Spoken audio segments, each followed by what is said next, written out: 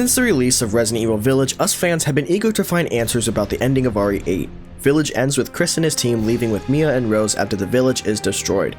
Then a member of the Houndwolf squad realized that the BSAA didn't send soldiers, they sent bioweapons. To which then Chris tells them to plot a course for BSAA Europe HQ and says someone's gotta pay. Only for us to hope that we find answers in a future installment. Well, I think I found an answer, and it has to do with Resident Evil Requiem.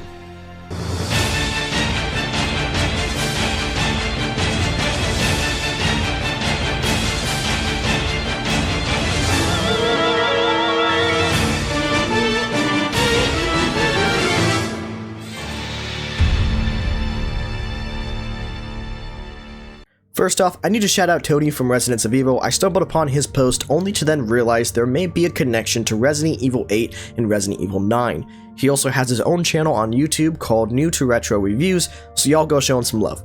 I took a look at the screenshot of the bioweapon that the BSAA sent into the village, only to realize that the eyes looked very familiar to something we've seen recently. Went to the recent trailer for Resident Evil Requiem and noticed the eyes are very similar to the eyes of the zombies in the trailer, possibly being infected by Elpis, if that is true, to which I brightened up the image and to find very similar eyes to the zombies in Requiem. Even the eyes of the bioweapon was leaking black liquid, only solidifying the connection between RE8 and 9. We see in the trailer for Requiem that a zombie was able to speak, wield, and use a chainsaw. If this virus doesn't create your typical undead monsters, then in the BSAA's case, why not use them instead of soldiers? Obviously, this is something Chris Redfield is against, with the BSAA becoming corrupted and abandoning the anti-bioweapon mission to use them in the fight against bioweapons, fighting fire with fire. Could this in fact be the same virus used on the zombies in RE9? Could this be Elpis? Now, we still don't know much about Elpis and what happens when the infection takes over, but clearly it isn't normal. Which begs another question: was the BSAA in bed with Victor Gideon and gave them access to Elpis to create their own bioweapons? In the recent trailer, it was stated Victor purchased a building after Umbrella went under, which could be the mansion Leon arrives to in the trailer. Victor probably bought the property to continue any type of research and experimentation over the years while selling off Elpis to corrupt organizations like the BSAA.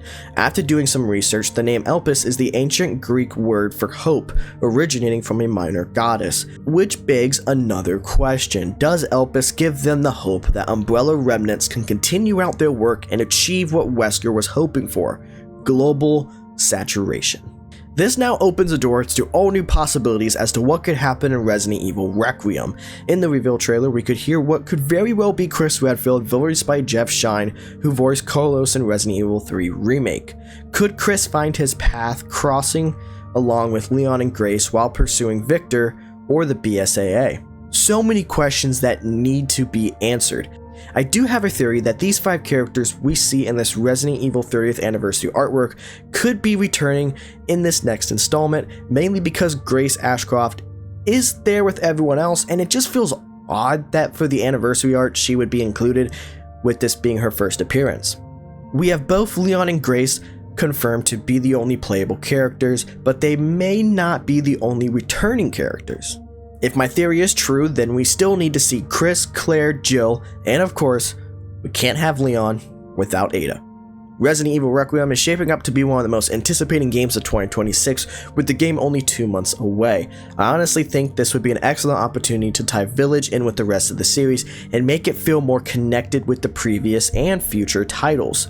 What do y'all think? Could the bioweapon found in the Village be connected with the infected in Resident Evil Requiem?